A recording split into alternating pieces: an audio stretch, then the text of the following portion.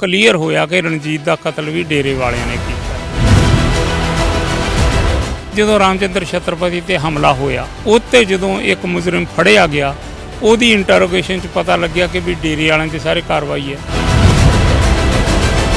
ਕਿ ਉਹ ਜਿਹੜੀ ਚਿੱਠੀ ਸੀ ਉਹਦੇ 'ਚ ਇੱਕ ਲਾइन ਸੀ ਵਿੱਚ कि जिला कुरुक्षेत्र का एक प्रमुख डेरे का कोई प्रबंधक वो अपने परिवार समेत डेरा छोड़ के आ चुका है। मैनू हैरान वेख के वो कहने लगे की गल है, तो मैं उन्होंने दिखाया कि ये चिट्ठी बड़ी हैरानीदायक। उन्होंने तो उत्तों आर्डर आया कि भी जो कोई चिट्ठी मिलती है उन्होंने घेरना शुरू कर दो। भी रणजीत ते बलवंत सिंह दोनों मिले हुए है, इन्हां ने रल के मिल के ये चिट्ठी लिखी। उन्होंने ये सी वो चिट्ठी मेरे नां ते भी मेरे कोल आई सी। सत श्री अकाल, तुसीं दा अनम्यूट देख रहे हो तो मैं रवि संगराहूर। डेरा सिरसा मुखी कई तरीकों के नाल घिरिया होया। एक केस चल रहा सी रणजीत सिंह होरां दा जिन्हां दा कतल होया सी। अज उन्हां नूं सज़ा हुई, दोषी पाए गए सी, सज़ा हुई। हुण इस पूरी कहानी दे विच करैक्टर कई ने, कई करैक्टर इस दे विच आए, कई करैक्टरां दी गवाही हुंदी है।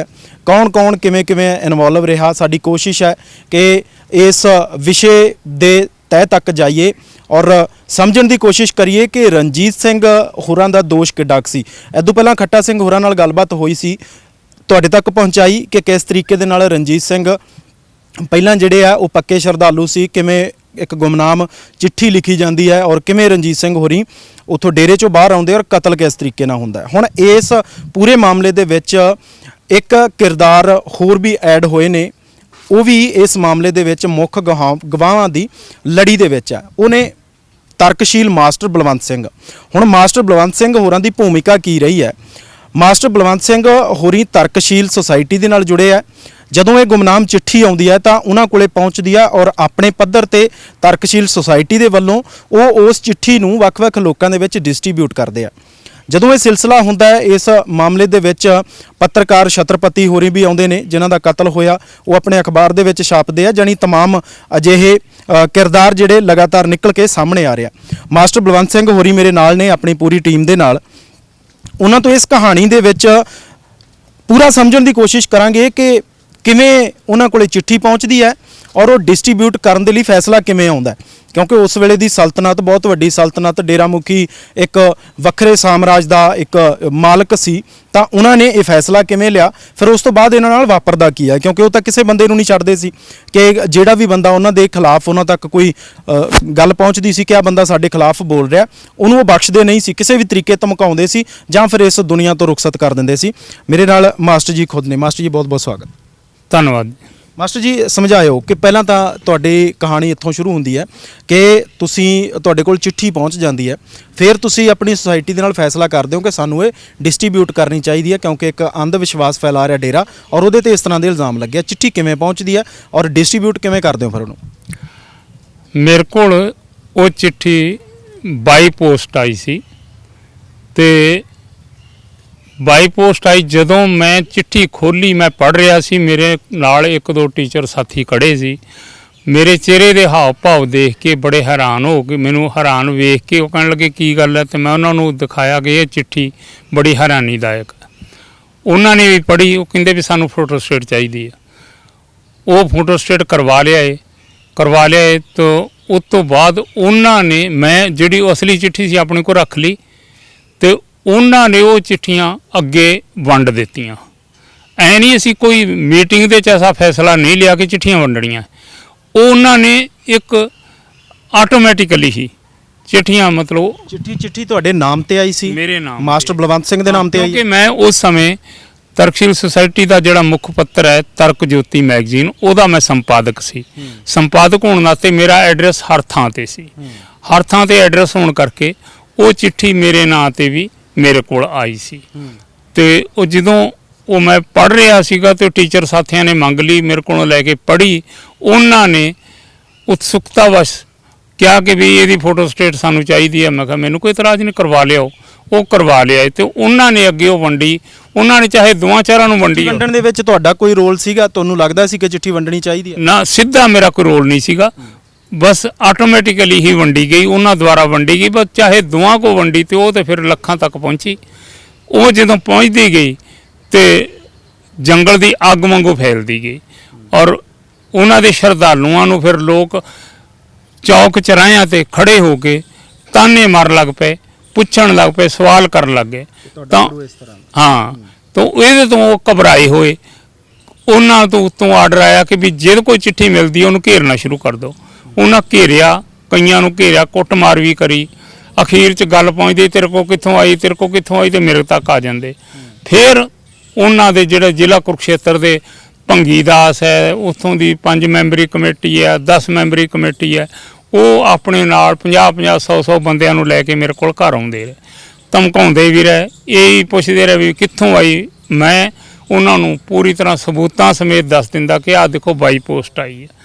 ਤੋ ਉਹਨਾਂ ਨੂੰ ਇਹ ਸੀਗਾ ਕਿ ਵੀ ਕਿਉਂਕਿ ਰਣਜੀਤ ਮੇਰੇ ਪਿੰਡ ਦਾ ਸਰਪੰਚ ਦਾ ਲੜਕਾ ਹੈ, ਵੀ ਰਣਜੀਤ ਤੇ ਬਲਵੰਤ ਸਿੰਘ ਦੋਨੋਂ ਮਿਲੇ ਹੋਏ ਆ, ਇਹਨਾਂ ਨੇ ਰਲ ਕੇ ਮਿਲ ਕੇ ਇਹ ਚਿੱਠੀ ਲਿਖੀ। ਉਹਨਾਂ ਨੂੰ ਇਹ ਸੀ, ਤੇ ਜਦ ਕਿ ਐਸੀ ਕੋਈ ਗੱਲ ਨਹੀਂ ਸੀਗੀ। ਤੋ ਉਹਨਾਂ ਨੂੰ ਆਪਣਾ, ਕਿਉਂਕਿ ਉਹ ਜਿਹੜੀ ਚਿੱਠੀ ਸੀ ਉਹਦੇ 'ਚ ਇੱਕ ਲਾਈਨ ਸੀ ਵਿੱਚ कि जिला कुरुक्षेत्र का एक प्रमुख डेरे का कोई प्रबंधक वो अपने परिवार समेत डेरा छोड़ के आ चुका है। हुण मैनू तो इस चीज़ का पता नहीं कि रणजीत डेरा छड्ड के आ चुके है। तो क्योंकि जे मेरे मैं भी डेरे दे नाल माड़ा मोटा संपर्क च हुंदा तो फिर पता लगता। मैं क्योंकि डेरावाद दा विरोधी है, एक व्यक्तिगत दा नहीं, डेरावाद दा विरोधी, इस करके इह नाल मैं कोई संपर्क ही नहीं सी रखदा।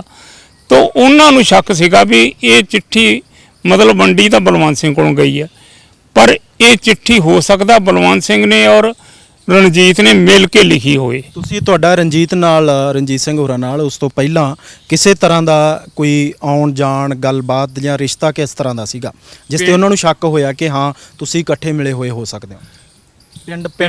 ਪਿੰਡ ਪੱਧਰ ਤੇ ਸਾਡਾ ਉਹਨਾਂ ਨਾਲ ਮੇਲ ਜੋਲ ਬਹੁਤ ਵਧੀਆ ਸੀ, ਕਿਉਂਕਿ ਉਹਦਾ ਬਾਪ ਰਣਜੀਤ ਸਿੰਘ ਦਾ, ਜੋਗਿੰਦਰ ਸਿੰਘ ਪਿੰਡ ਦਾ ਸਰਪੰਚ 7 ਪਲਾਨਾ ਤੱਕ ਰਿਹਾ ਸੀ। ਅਸੀਂ ਉਹਦੇ ਵੋਟਰ ਤੇ ਸਪੋਰਟਰ ਹਮੇਸ਼ਾ ਰਹੇ। ਤੋ ਇਸ ਕਰਕੇ ਉਹਨਾਂ ਨਾਲ ਪਰਿਵਾਰ ਨਾਲ ਮਤਲਬ ਮੇਲ ਜੋਲ ਵਧੀਆ, ਪਰਿਵਾਰਕ ਸਾਂਝ ਸੀ, ਵਿਆਹ ਸ਼ਾਦੀ 'ਚ ਵੀ ਆਉਣਾ ਜਾਣਾ ਸੀ। ਤੋ ਰਣਜੀਤ ਡੇਰੇ ਦੇ ਵਿੱਚ ਰਹਿੰਦਾ ਸੀ, ਇੰਨਾ ਕੁ ਪਤਾ ਸੀ।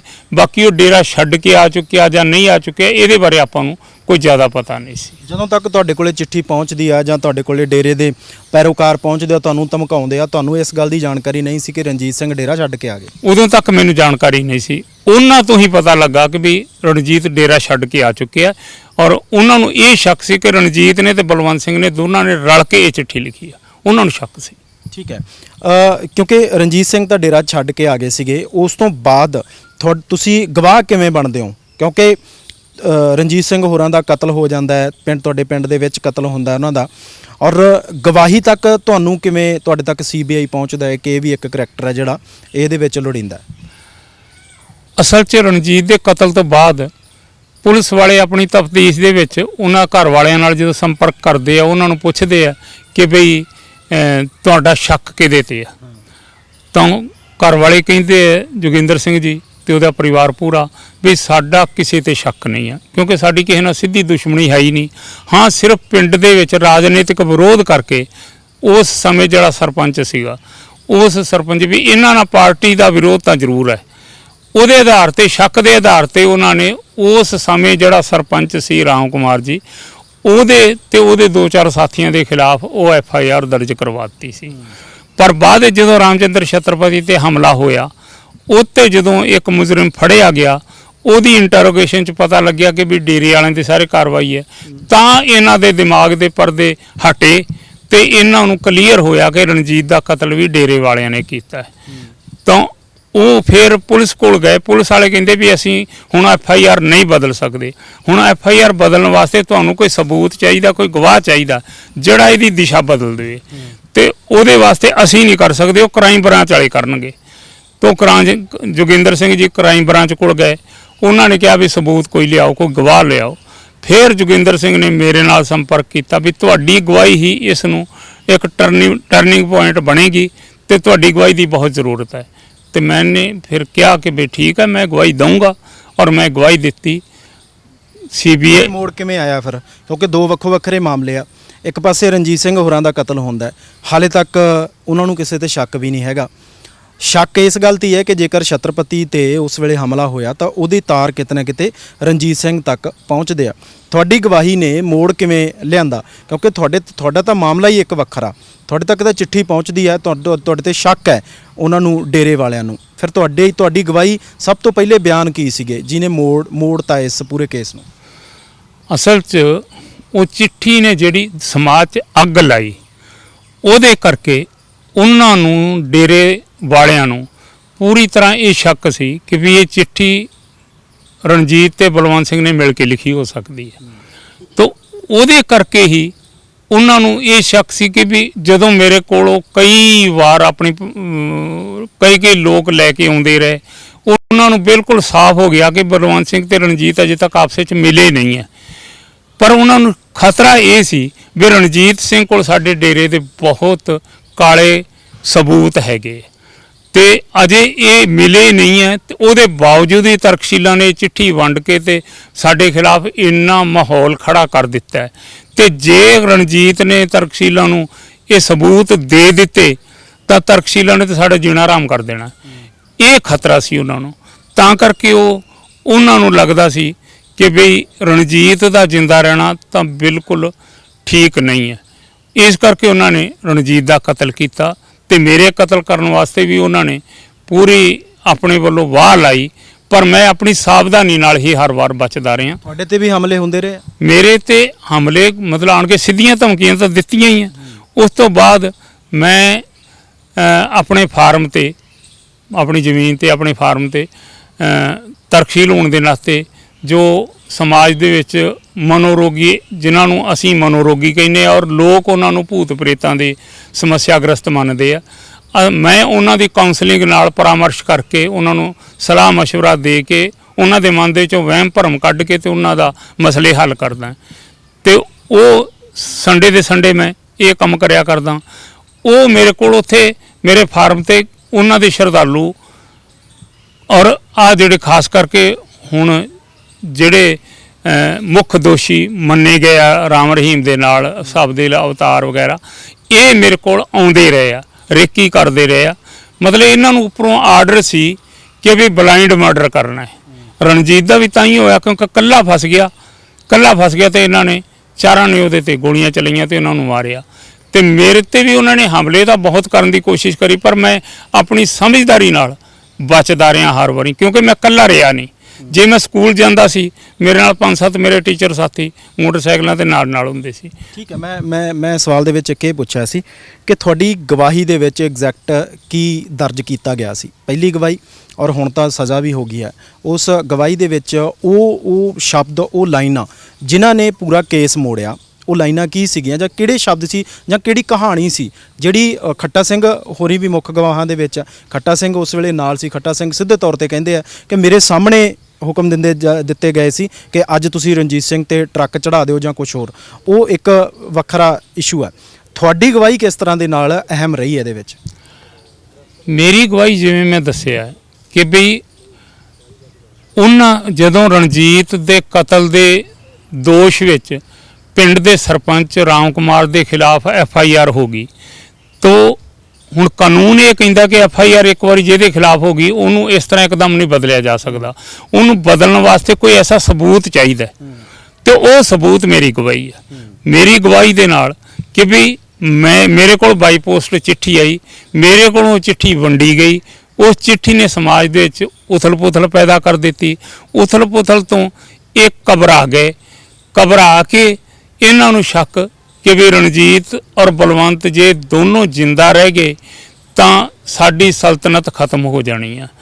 ਵੀ ਰਣਜੀਤ ਕੋਲ ਬਹੁਤ ਸਾਡੀਆਂ ਕਾਲੀਆਂ ਕਰਤੂਤਾਂ ਦੇ ਸਬੂਤ ਹੈ। ਇਸ ਕਰਕੇ ਉਹ ਮੇਰੇ ਪਿੱਛੇ ਵੀ ਲੱਗੇ ਰਹੇ, ਰਣਜੀਤ ਦੇ ਪਿੱਛੇ ਵੀ ਲੱਗੇ ਰਹੇ, ਉਹ ਰੇਕੀ ਕਰਦੇ ਸੀ। ਤੇ ਜਦੋਂ ਉਹਨਾਂ ਨੂੰ ਰਣਜੀਤ ਇਕੱਲਾ ਟੱਕਰਿਆ, ਉਹਨਾਂ ਨੇ ਰਣਜੀਤ ਦਾ ਕਤਲ ਕਰ ਦਿੱਤਾ। ਮੈਂ ਉਹਨਾਂ ਨੂੰ ਕਦੀ ਇਕੱਲਾ ਟੱਕਰਿਆ ਨਹੀਂ, ਇਸ ਕਰਕੇ ਮੈਂ ਆਪਣੀ ਸਾਵਧਾਨੀ ਨਾਲ ਬਚਦਾ ਰਿਹਾ। ਠੀਕ ਹੈ, ਹੁਣ ਤਾਂ ਸਜ਼ਾ ਵੀ ਰਾਮ ਰਹੀਮ ਹੋਰਾਂ ਨੂੰ ਹੋਈ ਹੈ। ਖੱਟਾ ਸਿੰਘ ਨੇ ਤਾਂ ਕਿਹਾ ਕਿ ਉਦੋਂ ਤੱਕ ਸ਼ਾਇਦ ਮੈਂ ਬਚਿਆ ਸੀ ਜਦੋਂ ਤੱਕ ਰਣਜੀਤ ਸਿੰਘ ਦੇ ਕੇਸ ਦੇ ਵਿੱਚ ਫੈਸਲਾ ਨਹੀਂ ਆਇਆ ਸੀ।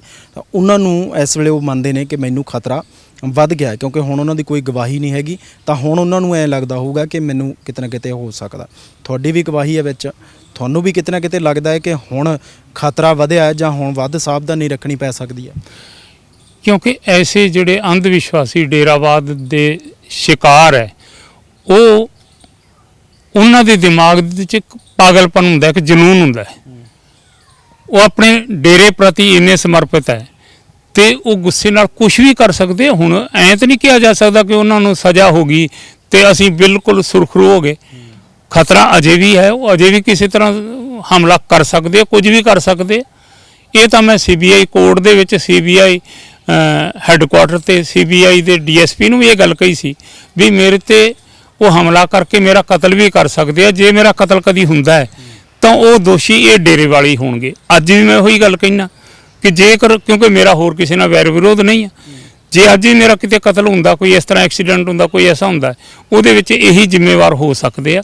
ਕਿਉਂਕਿ ਉਹਨਾਂ ਨੂੰ ਸਿੱਧਾ ਦਿਖਦਾ ਹੈ ਕਿ ਸਾਡੀ ਇੰਨੀ ਵੱਡੀ ਸਲਤਨਤ ਨੂੰ ਖਤਮ ਕਰਨ ਦੇ ਵਿੱਚ, ਇਹਦੀਆਂ ਜੜ੍ਹਾਂ ਪੋਲੀਆਂ ਕਰਨ ਦੇ ਵਿੱਚ ਮੇਰਾ ਬਹੁਤ ਵੱਡਾ ਰੋਲ ਰਿਹਾ ਹੈ। ਕੋਈ ਸੁਰੱਖਿਆ ਦੀ ਮੰਗ ਵੀ ਕੀਤੀ ਹੈ ਤੁਸੀਂ CBI ਕੋਰਟ ਤੋਂ ਜਾਂ ਅਦਾਲਤ ਤੋਂ ਜਾਂ ਕਾਨੂੰਨ ਤੋਂ? ਮੈਂ ਸੁਰੱਖਿਆ ਵਾਸਤੇ ਮੈਨੂੰ ਜ਼ਿਲ੍ਹਾ ਕੁਰੂਕਸ਼ੇਤਰ ਦੇ SP ਨੇ ਖੁਦ ਕਿਹਾ ਸੀ ਕਿ ਜੇ ਕਹੋ ਤੇ ਅਸੀਂ 2 ਗਨਮੈਨ ਤੁਹਾਨੂੰ ਦੇ ਦਿੰਨੇ ਆ। ਪਰ ਮੈਂ ਕਿਹਾ ਵੀ ਮੈਂ ਤਾਂ ਇੱਕ ਸੋਸ਼ਲ ਵਰਕਰ ਹਾਂ, ਇੱਕ ਥਾਂ ਤੇ ਮੈਂ ਟਿਕਦਾ ਨਹੀਂ ਤੇ ਮੋਟਰਸਾਈਕਲ ਤੇ ਚੱਲਣ ਵਾਲਾ ਮੈਂ ਬੰਦਾ, ਤੇ ਇਹਦੀ ਬਜਾਏ ਮੈਂ ਆਪਣੀ ਸਾਵਧਾਨੀ ਰੱਖੂੰਗਾ ਤੇ ਮੈਨੂੰ ਅਸਲੇ ਦਾ ਲਾਇਸੈਂਸ ਚਾਹੀਦਾ ਹੈ। ਮਤਲਬ ਹੁਣ ਕਾਨੂੰਨਨ ਅਸਲੇ ਦਾ ਲਾਇਸੈਂਸ ਬਣਾਉਂਦੇ ਹੀ ਨਹੀਂ ਹੈ, ਪਰੰਤੂ ਮੇਰਾ ਉਹਨਾਂ ਨੇ 15 ਦਿਨ ਦੇ ਅੰਦਰ ਅਸਲੇ ਦਾ ਲਾਇਸੈਂਸ ਦਿੱਤਾ ਤੇ ਰਿਵਾਲਵਰ ਮੈਂ ਖਰੀਦਿਆ। ਉਹ ਮੇਰੇ ਕੋਲ, ਮੈਂ ਆਪਣੀ ਹਿਫਾਜ਼ਤ ਖੁਦ ਹੀ ਕਰਦਾ। ਹੁਣ ਰਣਜੀਤ ਸਿੰਘ ਦਾ ਪਰਿਵਾਰ ਤੇ ਤੁਸੀਂ, ਜਾਣੀ ਲੱਗਦਾ ਹੈ ਕਿ ਵਾਕਿਆ ਇਨਸਾਫ ਹੋਇਆ ਇਸ ਮਾਮਲੇ ਦੇ ਵਿੱਚ ਪਰਿਵਾਰ ਨਾਲ ਤੇ ਜਿਹੜੇ ਲੋਕ ਇਸ ਮਾਮਲੇ ਦੇ ਨਾਲ ਜੁੜੇ ਹੋਏ? ਬਿਲਕੁਲ 100% ਇਨਸਾਫ ਹੋਇਆ, ਬਹੁਤ ਅੱਛਾ ਹੋਇਆ। ਪਰ ਇਹ ਇਨਸਾਫ ਜੇ ਥੋੜਾ ਪਹਿਲੋਂ ਹੋ ਜਾਂਦਾ, ਜਦੋਂ ਜੋਗਿੰਦਰ ਸਿੰਘ ਜੀ ਜਿਉਂਦੇ ਸੀ, ਤਾਂ ਉਹਨਾਂ ਦੇ ਮਨ ਨੂੰ ਬਹੁਤ ਤਸੱਲੀ ਹੁੰਦੀ, ਸ਼ਾਂਤੀ ਮਿਲਦੀ। ਔਰ ਮਰਨਾ ਤੇ ਹਰ ਇੱਕ ਨੇ ਹੈ, ਪਰੰਤੂ ਉਹ ਸ਼ਾਂਤ ਚਿੱਤ ਹੋ ਕੇ ਗੁਜ਼ਰਦੇ। ਮਤਲਬ ਇਨਸਾਫ ਹੋਇਆ, ਚਾਹੇ ਦੇਰ ਨਾ ਹੋਇਆ, ਪਰ ਇਨਸਾਫ ਹੈ। ਬਹੁਤ ਅੱਛੀ ਗੱਲ ਹੈ।